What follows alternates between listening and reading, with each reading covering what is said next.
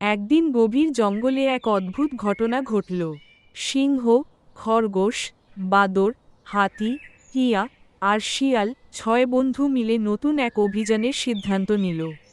তারা শুনেছিল জঙ্গলের গভীরে এক রহস্যময় সোনার ফল আছে, যা খেলে যে কেউ অদ্ভুত শক্তি পেতে পারে। সিংহ গম্ভীর গলায় বলল, আমাদের দল তৈরি করতে হবে। সবাই নিজেদের শক্তি অনুযায়ী কাজ করবে। হাতি বলল, আমি পথ পরিষ্কার করব। বাদর বলল, আমি গাছে উঠে পথ দেখব। টিয়া উড়ে বলল, আমি আকাশ থেকে নজর রাখব। খরগোশ বলল, আমি গর্ত আর ফাঁদগুলো খুঁজে বের করব।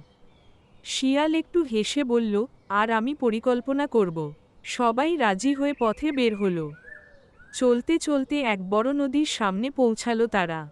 স্রোত এতটাই তীব্র যে কারো পক্ষে পার হওয়া সহজ নয়। হাতি বলল, আমি আমার লম্বা সুর বাড়িয়ে সবাইকে পার করে দেব। এভাবেই সবাই নদী পার হল। তারপর তারা এল এক রহস্যময় গুহার সামনে। কিন্তু গুহার প্রবেশপথে ছিল এক বিশাল পাথর। সিংহ গর্জন করে বলল, আমি একে সরানোর চেষ্টা করি, কিন্তু পাথর এতটাই ভারী ছিল যে সে সরাতে পারল না। বাদর বলল, আমরা সবাই মিলে চেষ্টা করি। অবশেষে হাতি, সিংহ আর বাদর মিলে ধাক্কা দিয়ে পাথর সরিয়ে ফেলল। তারা গুহার মধ্যে প্রবেশ করল। গুহার ভেতর এক আলো ঝলমলে গাছ দাঁড়িয়েছিল, যেখানে ঝুলছিল সোনার মতো উজ্জ্বল ফল। কিন্তু গাছের নিচে ছিল এক বিষাক্ত সাপ।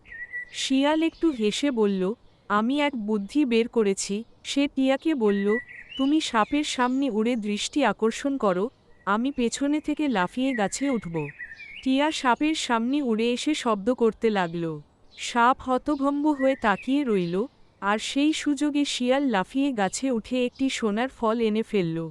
সবাই মিলে ফল ভাগ করে নিল, আর বুঝল প্রকৃত শক্তি শুধু রহস্যময় ফল থেকে নয়, বরং একতায় এবং বন্ধুত্বেই সত্যিকারের শক্তি লুকিয়ে আছে। তারা আনন্দে নেচে গেয়ে ফিরে গেল, আর তাদের এই অভিযানের গল্প পুরো জঙ্গলে ছড়িয়ে পড়ল।